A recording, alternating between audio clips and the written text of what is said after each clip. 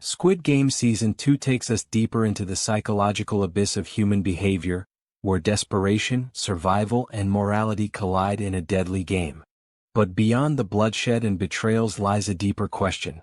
Why do these characters act the way they do? What psychological forces drive their decisions?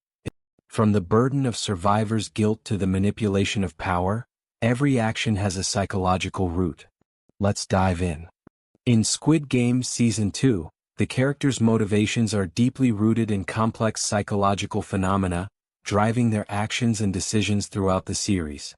Let's delve into the psychological underpinnings of each key character. Seong Gi-hun, the burdened survivor. Seong Gi-hun's journey in Season 2 is marked by a profound transformation from a desperate participant to a man on a mission to dismantle the very system that exploited him. This evolution is primarily driven by survivors' guilt, a condition where survivors of traumatic events experience pervasive feelings of guilt and responsibility for those who did not survive. Gi-hun's substantial financial gain from the games becomes a source of deep internal conflict, as he grapples with the moral implications of profiting from others' deaths. This internal turmoil propels him into a quest for redemption, seeking to atone for his perceived complicity by confronting and attempting to dismantle the organization behind the games. His actions resonate with themes from Viktor Frankl's Man's Search for Meaning, which posits that individuals strive to find purpose in life, especially after enduring profound suffering. Gi-hun's red hair transformation symbolizes his rage and a definitive break from his past self, underscoring his commitment to his new purpose. ian.wikipedia.org. Cho Sang-woo, the pragmatic strategist. Cho Sang-woo's actions are characterized by a cold, calculative approach, where he prioritizes his survival above all else. This behavior aligns with the utilitarian moral framework, which advocates for actions that maximize overall benefit, even if it entails individual harm. Sang-woo's decisions, such as betraying allies, are justified in his mind as necessary sacrifices for the greater good of his own survival. This rationalization process is indicative of cognitive dissonance theory, where individuals experience psychological discomfort from holding conflicting beliefs and actions. To alleviate this discomfort, Sang-woo adjusts his moral compass, convincing himself that his ruthless actions are justified. This internal conflict and its resolution are extensively discussed in Leon Festinger's work on cognitive dissonance, highlighting how individuals strive for internal psychological consistency. Kang Sae-byeok, the Stoic survivor. Kang Sae-byeok's reserved and cautious demeanor is a defense mechanism shaped by a life filled with betrayal and hardship. Her reluctance to trust others and her self-reliant nature are manifestations of an avoidant attachment style, a concept from attachment theory. This attachment style develops as a protective response to early experiences of neglect or betrayal, leading individuals to maintain emotional distance to safeguard themselves from potential pain. Sae-byeok's interactions are marked by a careful assessment of others' intentions, and she often keeps her guard up to prevent vulnerability.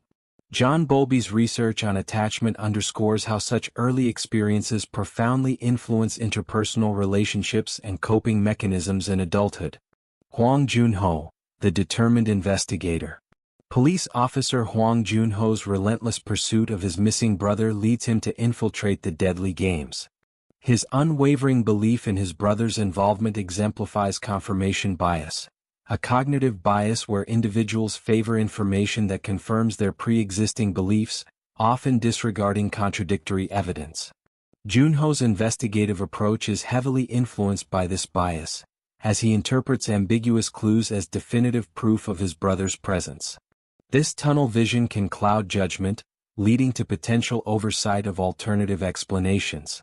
Daniel Kahneman's Thinking, Fast and Slow delves into how such cognitive biases affect decision-making processes, emphasizing the pervasive nature of confirmation bias in human reasoning. The front man Hwang In-ho, the enigmatic overseer. The revelation that the front man is Hwang In-ho, Joon-ho's brother, adds a complex layer to his character. His transition from a game participant to its overseer can be examined through the lens of the Stanford prison experiment, which demonstrated how individuals readily conform to roles of authority within a structured environment. In-ho's adoption of the authoritative and detached persona of the front man suggests a profound internalization of his role, leading to actions that dehumanize participants. This transformation highlights the ease with which individuals can lose their moral bearings when placed in positions of power, a phenomenon extensively explored in Philip Zimbardo's study on the psychological effects of perceived power and authority. Psychological phenomena and group dynamics. The interactions among participants in the games reveal several psychological phenomena. Groupthink. The intense pressure to conform within the group leads to irrational or dysfunctional decision-making outcomes. Participants suppress dissenting opinions to maintain group cohesion, often resulting in suboptimal or harmful decisions. Bystander effect. In critical situations, individuals are less likely to offer help when other people are present, assuming someone else will intervene. This diffusion of responsibility is evident in scenarios where participants witness others in distress but fail to act. Social identity theory. Participants form alliances based on perceived similarities, such as shared backgrounds or experiences. This in-group favoritism influences behavior towards others, often leading to prejudice or discrimination against out-group members. Henri Tajfel's work on social identity explores how group membership impacts self-esteem and intergroup relations.